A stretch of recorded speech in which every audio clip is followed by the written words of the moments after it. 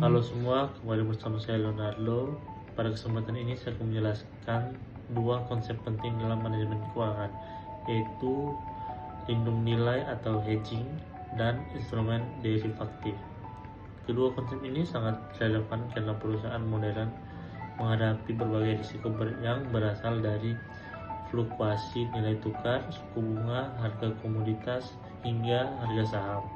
Oleh sebab itu, perusahaan membutuhkan strategi yang untuk mengelola risiko tersebut agar kinerja dan arus kas tetap stabil. Nah, untuk lindung nilai atau hedging itu merupakan suatu strategi yang digunakan perusahaan untuk mengurangi atau mengendalikan risiko akibat perubahan variabel keuangan.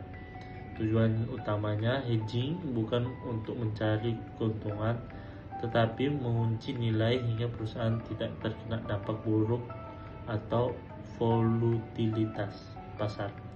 Contohnya, perusahaan yang harus membayar dolar Amerika 3 bulan lagi bisa melakukan kontrak forward untuk mengunci nilai kurs. Dengan cara ini perusahaan menghindari risiko bila rupiah melemah. Nah, mengapa hedging penting?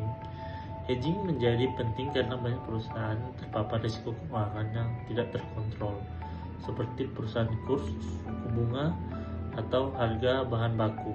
Tanpa hedging, biaya produksi, beban bunga, dan bahkan laba perusahaan bisa berubah secara signifikan.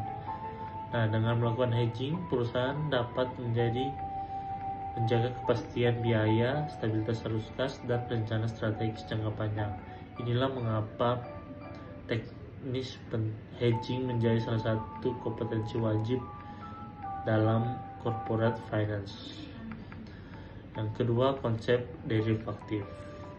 Berikut itu merupakan instrumen keuangan yang nilainya diturunkan dari aset nilai, seperti saham, obligasi, valuta asing, komoditas, atau suku bunga.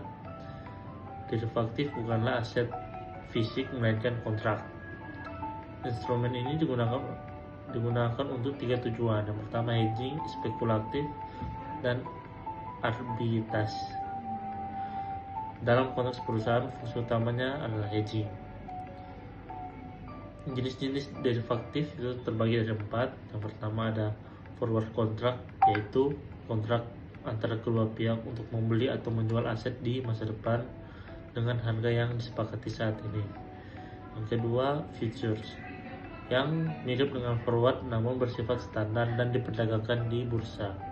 Yang ketiga ada options, yaitu kontrak yang memberikan hak untuk membeli atau menjual aset pada harga tertentu, namun tidak ada kewajiban untuk mengeksekutinya. Yang keempat ada swap, yaitu kontrak pertukaran arus kas seperti interest rate swap atau currency swap. Nah, hubungan antara hedging dengan derivatif. Jadi hubungan antara kedua tersebut adalah seperti antara tujuan dan alat. Hedging adalah strategi untuk mengurangi risiko, sedangkan derivatif adalah alat yang digunakan untuk mencapai tujuan tersebut. Perusahaan dapat memilih jenis derivatif yang sesuai dengan jenis risiko yang dihadapi. Sebagai contoh, PT ABC harus membayar $500 dalam 3 bulan. Jika perusahaan tidak melakukan hedging dan kurs rupiah melemah, biaya pembayaran akan meningkat. Namun, apabila perusahaan melakukan kontrak forward untuk mengunci kurs, maka biaya sudah pasti dan perusahaan terhindar dari kerugian akibat melemahnya rupiah.